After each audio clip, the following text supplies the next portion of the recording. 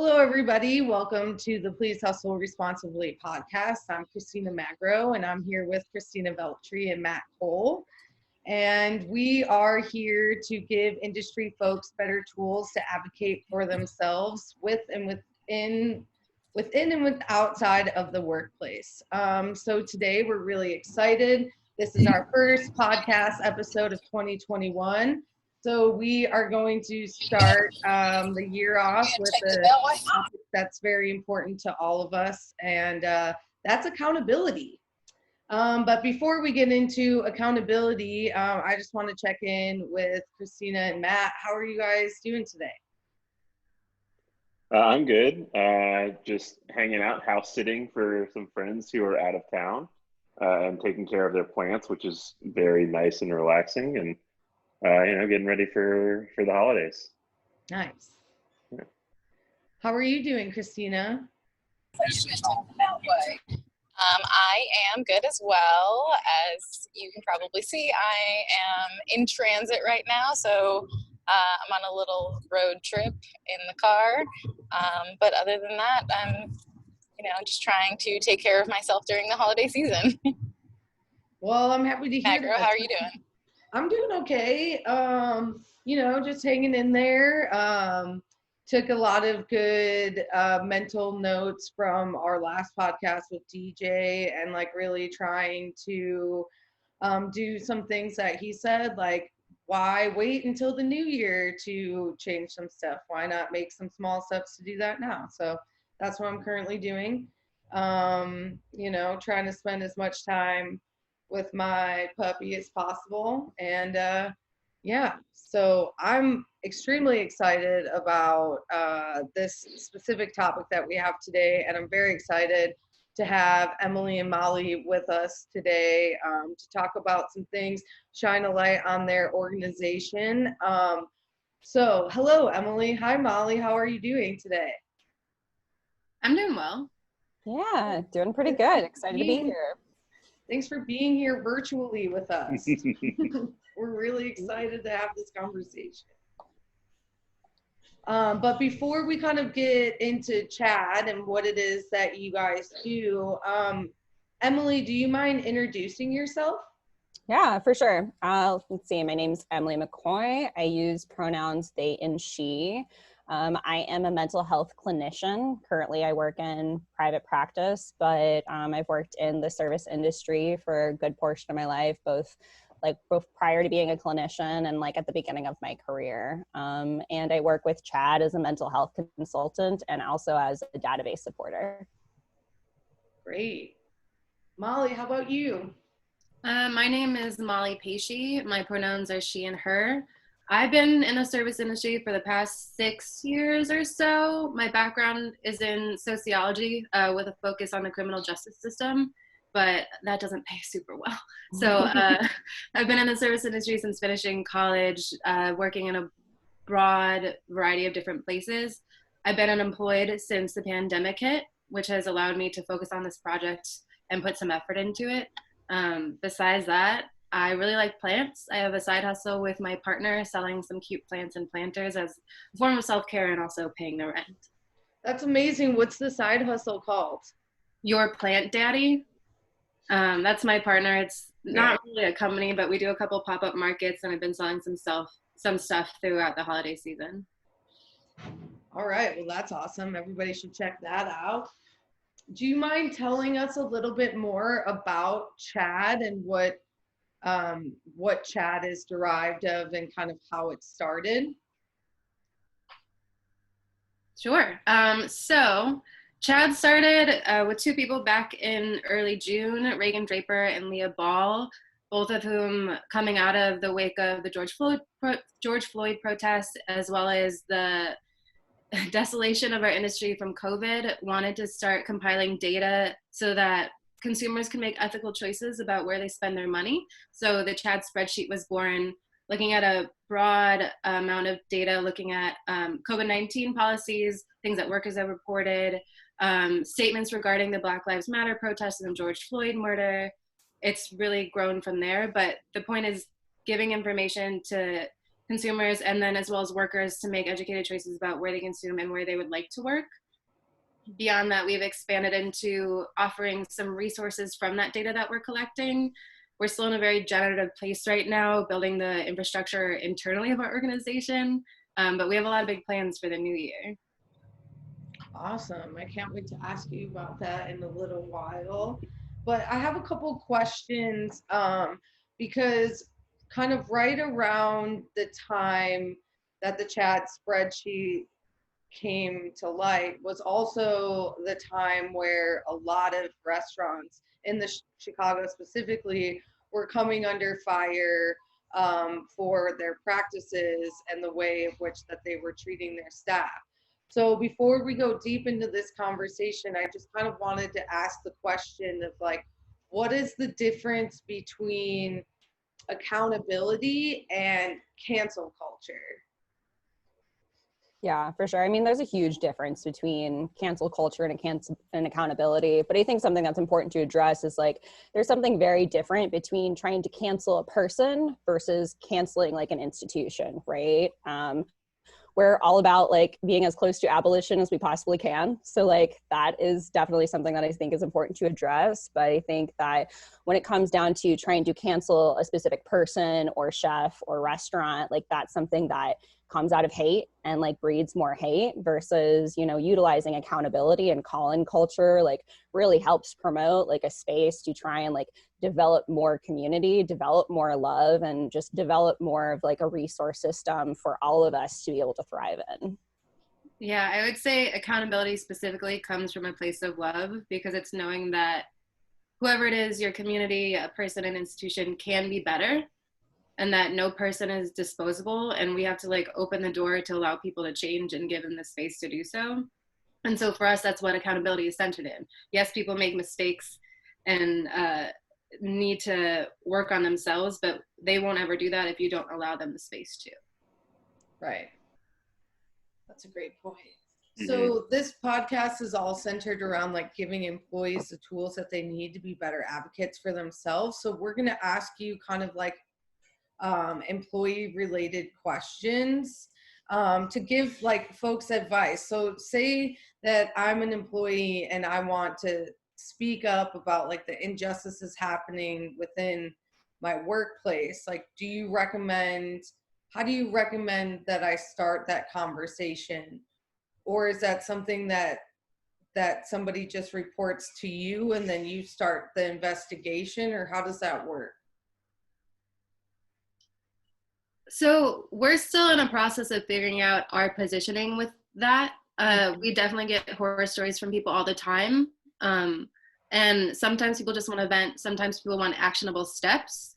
The best advice we can give right now is to document the instances of abuse or violations. If there's any conversation about that with superiors, make sure it's via email and not verbal. And then find power in your communities and your coworkers. In terms of steps we take, we're currently working on compiling some legal resources with a law firm.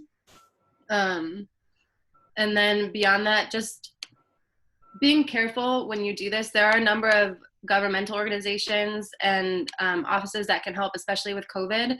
You could look at the Department of Labor, you could look at the Health Department, a number of the state websites, the State Attorney General website for steps on how you report that. There's an email that you can email. There's a phone number that I'm happy to provide at the end of this too. Emily, do you have anything to add? Yeah, I mean, I think that in general too, like if you're in a space where like injustice is happening, you also have to take a look at yourself and your own resources and like what you're able to withstand. I think that there's a huge culture in the hospitality industry of like loyalty and like pushing through, and that like, you know, we get these like badges of honor for like these like things that we're willing to put ourselves through. So I think that it's important to like always make space for ourselves to ask ourselves this question of like, where is my line? Like, has that line already been crossed? And like, do I have the resources to be able to remove myself from this space? And if the answer is yes, like strongly considering what other resources that you have to support yourself. And beyond that, if you don't have those resources to remove yourself from that space, something that we're also working on is providing other resources. So if you're working during COVID-19 in a place that's not offering healthcare, and you can't afford the marketplace, we have a number of resources where people can find affordable clinics or a step-by-step process of walking through the Medicaid application. So there's like secondary resources for dealing with the situation as well. Okay, that's great. And then all of these things that are referenced, we'll put in the info below this so that you'll have all the sources that you need in the websites of which that we're referring to during this. So another question that I have is, say you're on the other side of these things, and I am a business owner and I have essentially been canceled. What advice could you give somebody who's on like a journey of redemption? And then do you feel like there is a line that is crossed where redemption will not be tolerated anymore? It's a tricky question, especially that second part. I mean, I think that, again, there's a huge difference between talking about people versus talking about institutions, again. But in general, like, as far as like, you know, is there a line or not? Like, that's not something that I can speak to for anybody but myself. And I think that that definitely comes down to an individual and an individual's right to kind of decide where that line is for them. I don't know if you have anything to say on that specifically, Molly. Absolutely. What I noticed, especially back in May and June, when a lot of restaurants were being canceled, people approached it different ways depending on their identities and experience within the industry and how they were treated, versus me being like a white cis woman. I had a very different experience. And so I have the mental space and capacity to hold space for people trying to change. In terms of advice for people seeking redemption, something that one of my favorite educators and activists in the industry says a lot, Ashton Berry, is you have to hold space for the offering, and that sometimes self-work it's really hard. And something like this, being canceled, being called out or called in a public way, you have to see it as an offering of space to change, to grow, to become better, and you have to be willing to receive it. So being open to receiving that kind of thing is very, very important, and that would be the building blocks of that journey to redemption, I would say. You have to be able to hear what your community is saying without taking a huge hit to your ego or feeling so personally attacked that you can't work through it. For sure. And it's a difficult process because obviously, like, a lot of what we're talking about as far as like oppression or abuse that happens within the industry is the result of a cycle. So a lot of the times, like, we can find ourselves like implementing the same abuses or oppressions that were like used against us early in our careers. And so I think like a big step in trying to figure out like how to start going down that road of redemption is to consider your own story, to consider your own things that you were exposed to, and try to honestly ask yourself, like, are you engaging in that cycle? And like, what can you do to try and prevent that cycle from continuing? Right. You're responsible for your own healing, even if you weren't, trauma is not your fault, but you're responsible for your healing. Sure.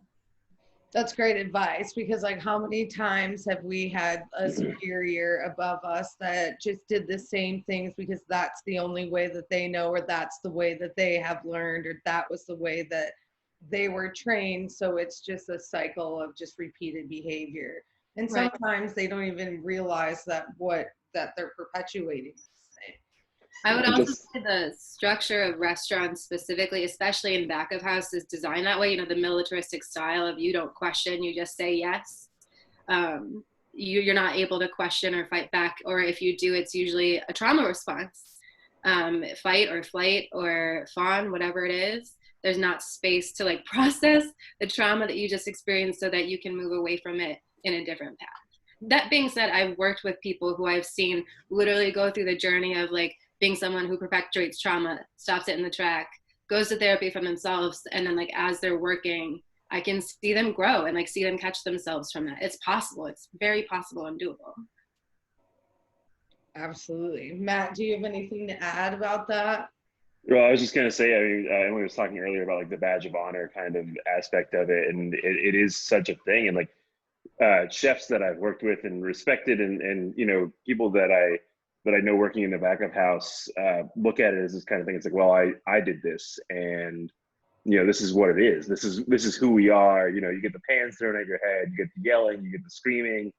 And, you know, I think what everyone kind of realizing now is that, you know, we're working to build better platforms for people to move forward in their career and not repeat the cycle over and over again. And I was just like, I was thinking a lot. I was reading an article about David Chang last night about someone responding to his memoir, and how talking about how he's editing out his past and just kind of being like, well, I wish I would have acted like this, or I wish I would have done this, without actually acknowledging the trauma that he caused to people. And, you know, I think it's great that he's trying to work past and recognize the fact that he has done these things, but he still needs to make room for people to, you know, have the feelings about the things that he caused for them. He can't just be like, well, if I were a better person, I would have done it like this. Anyways, it's in my book, so this is all history now. And it's like, it's not the situation, you know. And I agree that like back of house has had a long history of toxicity that needs to be continuously worked through. Absolutely.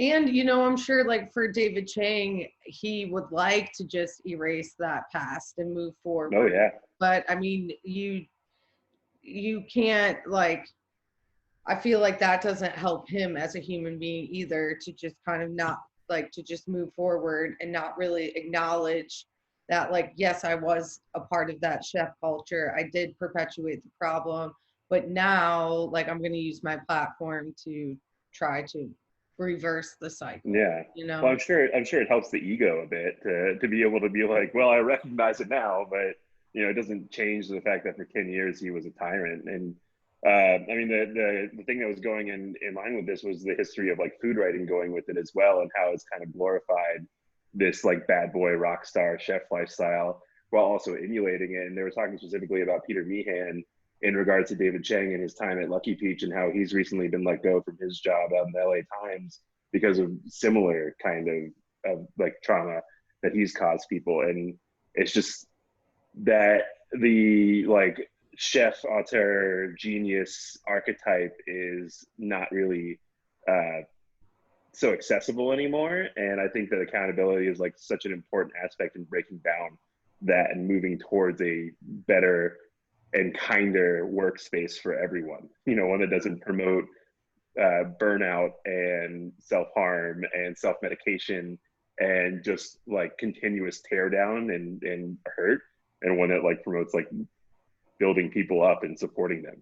Work-life balance, you know. Yeah, what the fuck is that? For sure. Well, I think there's an important point too in that, just like as far as accountability goes, is like you can't have accountability without an apology. Mm-hmm. Like saying like, oh, you know, like I'm going to do this different, or like, this is what I would have done different. Like that is an accountability. Sure. Like that's like a portion of it, right? Is being able to problem solve and evaluate and like figure out like new things to do, but without like having like a clear, direct apology to like those that have been harmed, like you can't even really begin. Like that's the foundation of accountability for sure. Yeah, especially I think for us specifically, we focus on transformative justice principles, and acknowledging the harm you've done is the first step you have to take in terms of your journey of redemption or repairing the harm.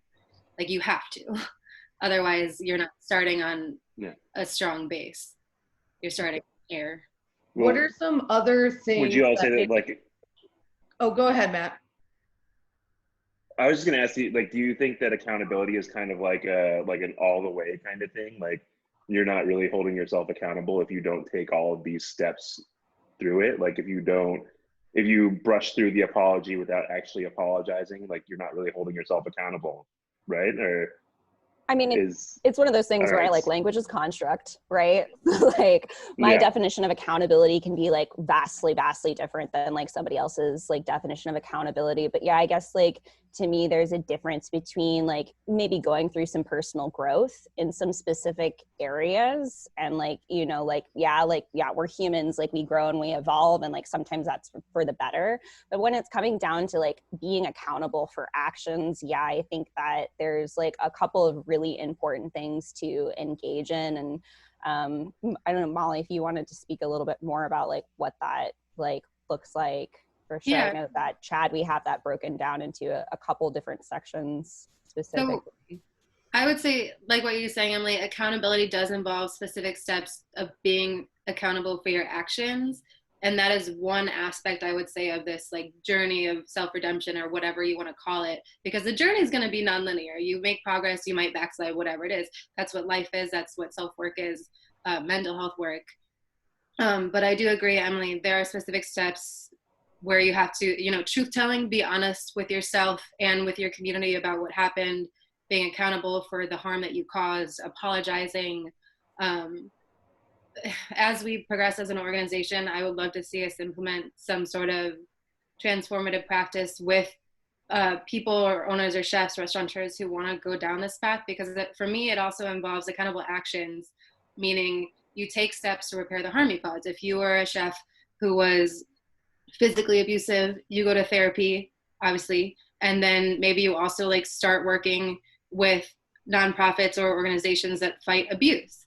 Like there are real steps that you have to take that's not just internal accountability, but to your community, because we're all connected. If you harm one person, if you harm yourself, you're harming the whole community, because we're all tied together. Mm-hmm. So you have to work to repair it on every level.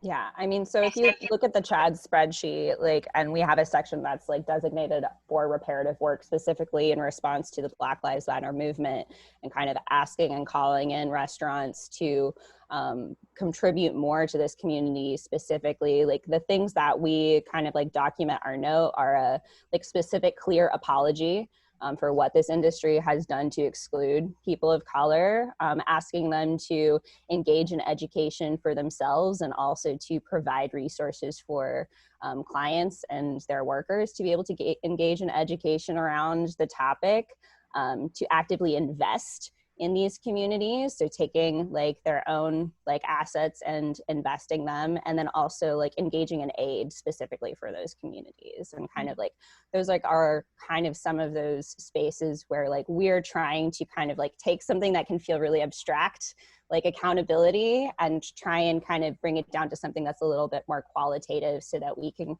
try to, in a way that is as unbiased as possible, really kind of like note like what part of steps like certain like restaurants or individuals might be engaging in to try and kind of like engage in this like idea of accountability.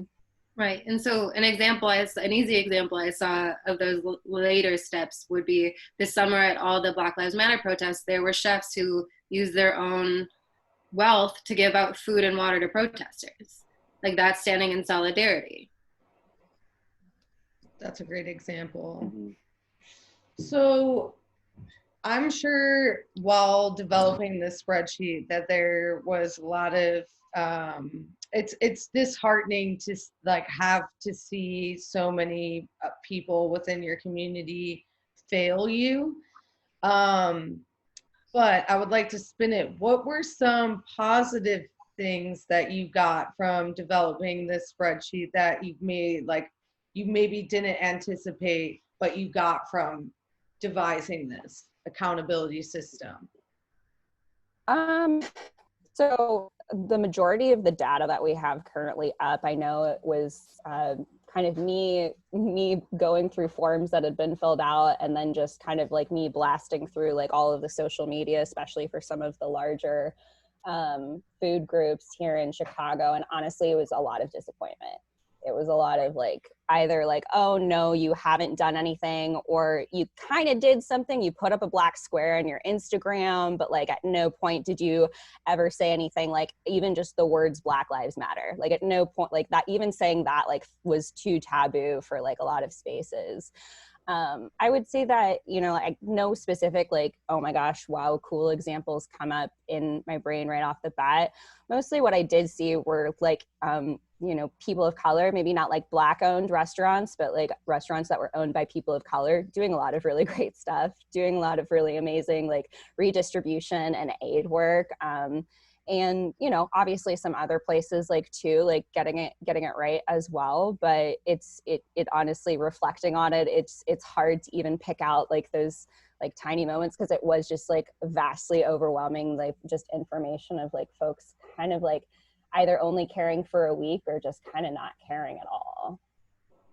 I would say there's also a side effect that there's a lot of community building through this. A lot of people reaching out to us, or people that we collaborate with, sharing their stories, seeking resources, just general community building. I know, like, I'm unemployed, but I have a number of friends who, up until, you know, the past couple of weeks, have been working as close to full time as possible, and like coming to me for resources, people talking about unionizing for the first time in their lives as like an attainable thing, since I would say the majority of us grew up with, you know, the right to work state. Like, unions are not a thing that really crosses my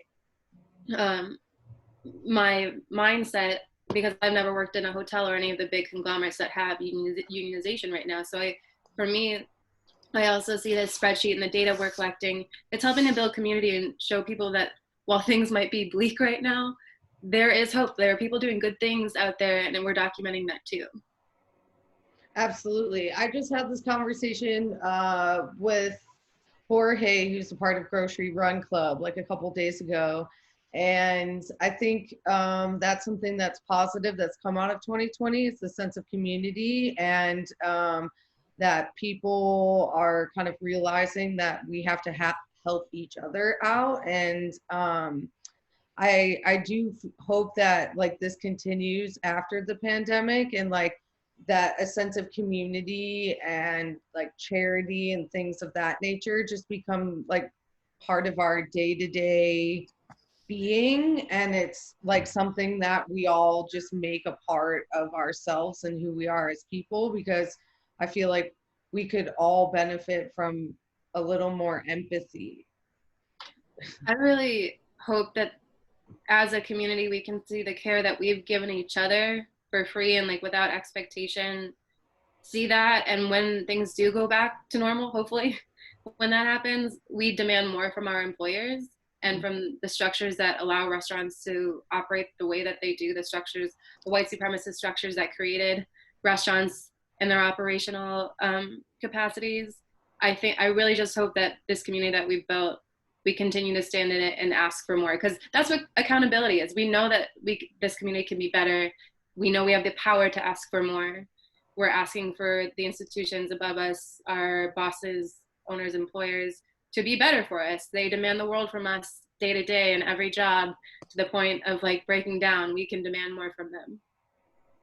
I agree. I mean, when everyone says go back to normal, like I hope we don't go back to the way that things were before, because we've clearly seen within this time that this system is fucked, and like we are not meant to succeed within this system. So like we can't go back to the way that things were before, and we shouldn't go back to the way that things were before, because we've clearly realized that that system has not set anyone up for success except a very small handful of people. Mm-hmm. So with that being said, in the new year, what do you guys have planned? What's going on with CHAAD? And if folks want to get involved, how did they do so?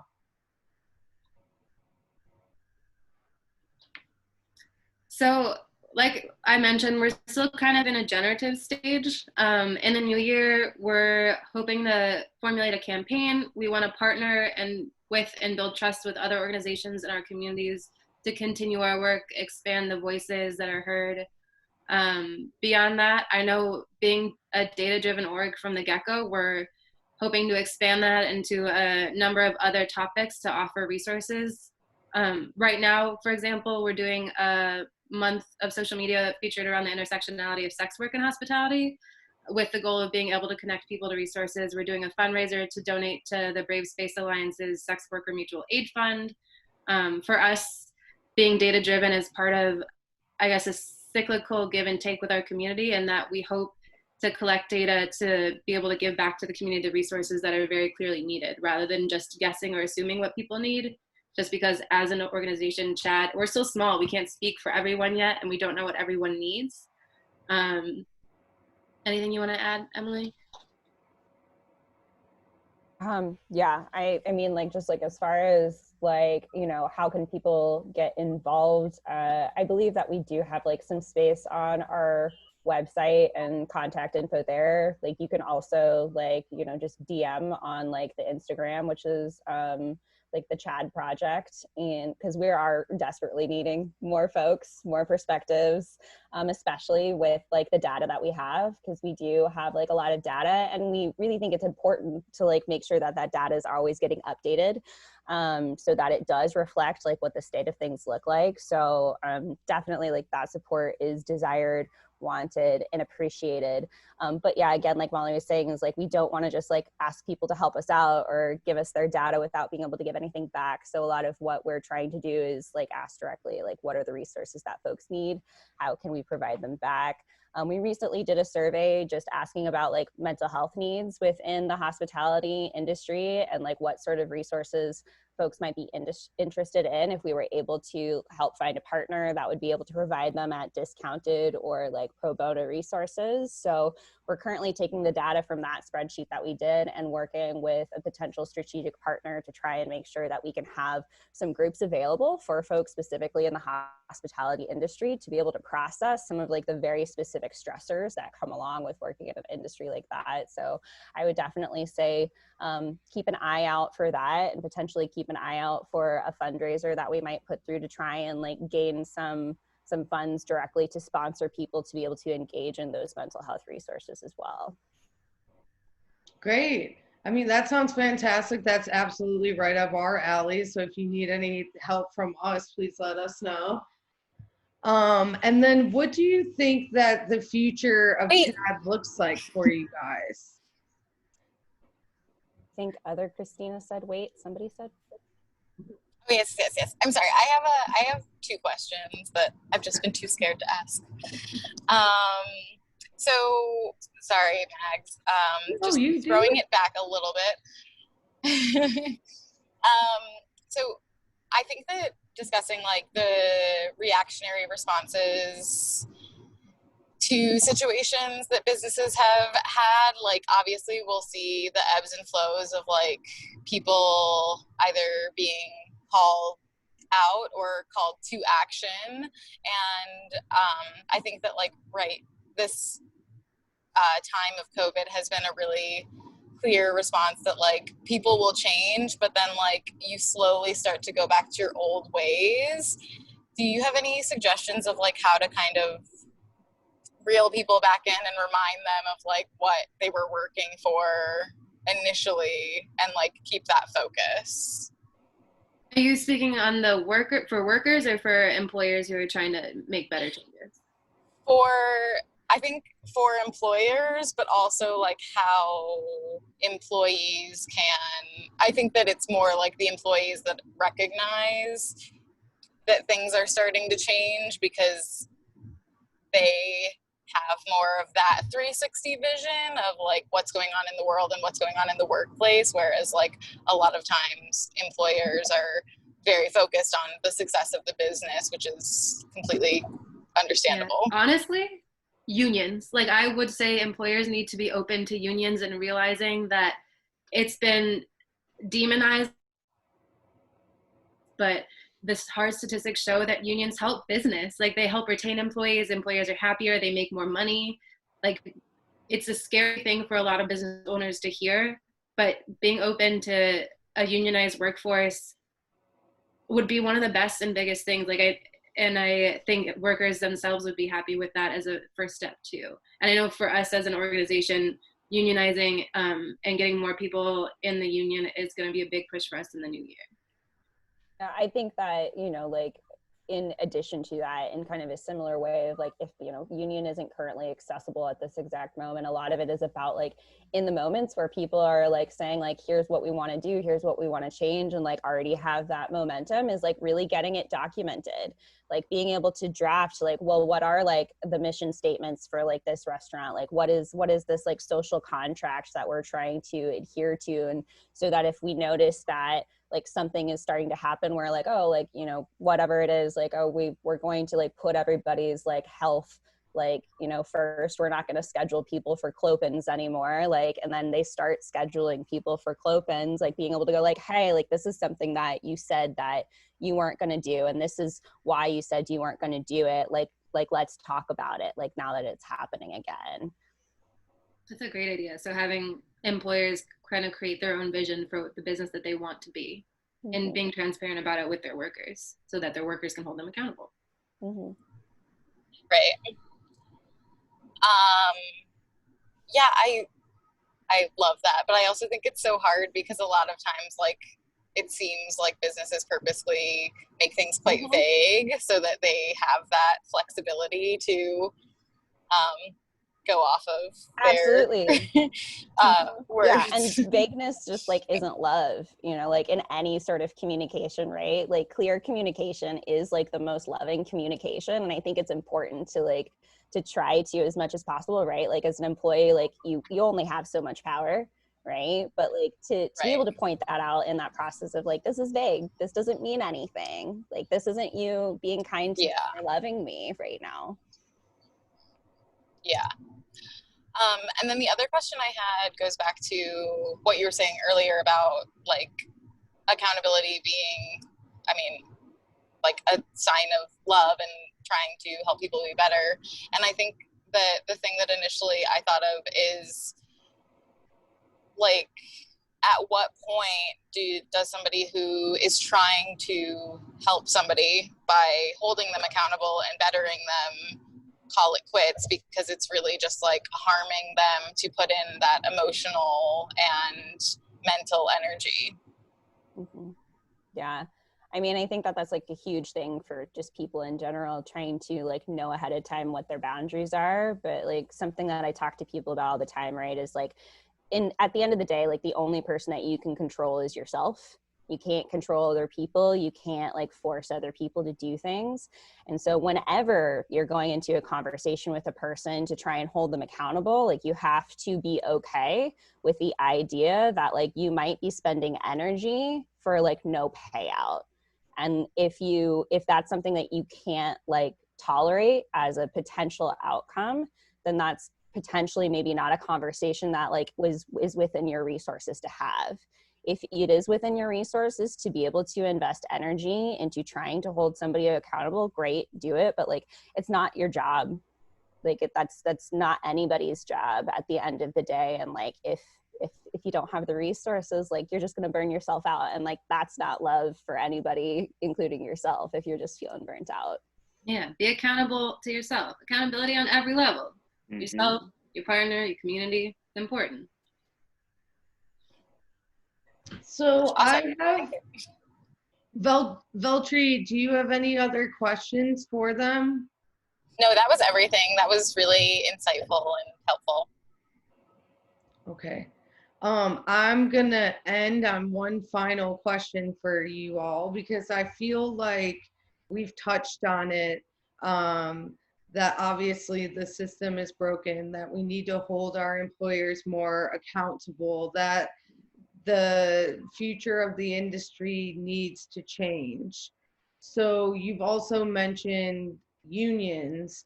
What are some other things that you would like to see in the future of hospitality?